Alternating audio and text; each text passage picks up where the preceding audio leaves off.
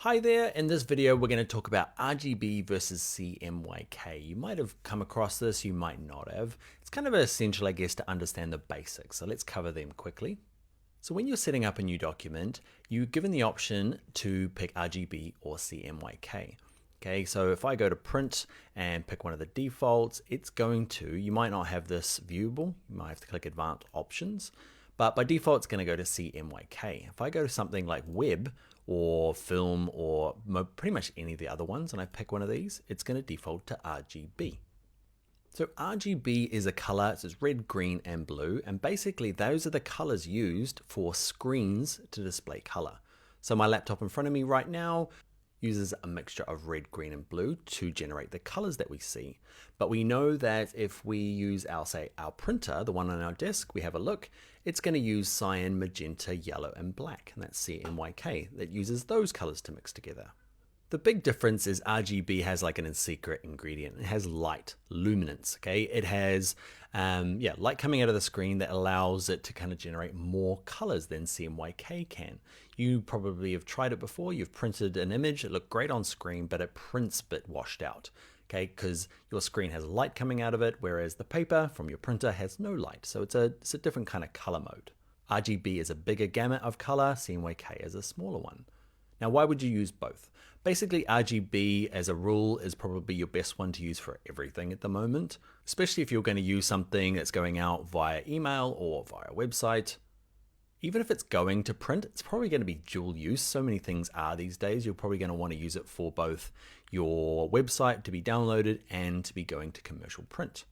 If it's something you're creating, like a postcard that's going to commercial print only, you might want to consider using CMYK.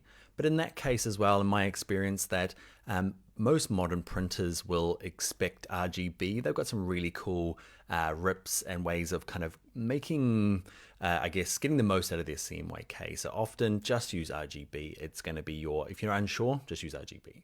If you're a little bit more professional, you probably know this already then, and you can use CMYK. Now, let's have a little look at the differences between the two. Now, let's go to File, Open, and in here there's one called colors.ai.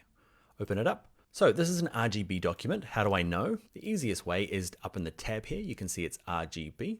Okay. The way to change it, let's say I want to be in CMYK, I can go to File. There's one called Document Color Mode. You can see I'm ticked RGB. Watch what happens when I change to CMYK. Watch the colors. Watching the colors. Boo. Okay, they wash out quite a bit. It's giving you a representation now of what it would look like as CMYK. Now, if you're only going to commercial print and they've asked for CMYK, there's no point being in RGB. Okay, but if you're like me, I often dual use things. I'll use them for all sorts of things. I'll start in RGB and often just send it to the printer in RGB. And depending on your printer, okay, they've got really good ways of converting it to CMYK to try and restore some of those colors. All right, so I hope that's giving you a little bit of understanding of CMYK and RGB.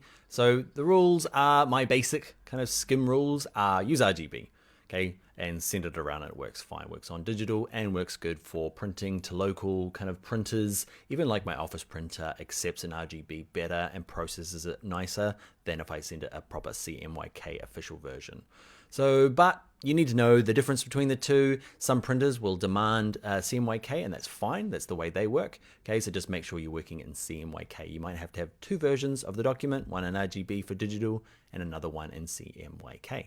All right, let's get into some more exciting stuff about color. Let's get into the next video.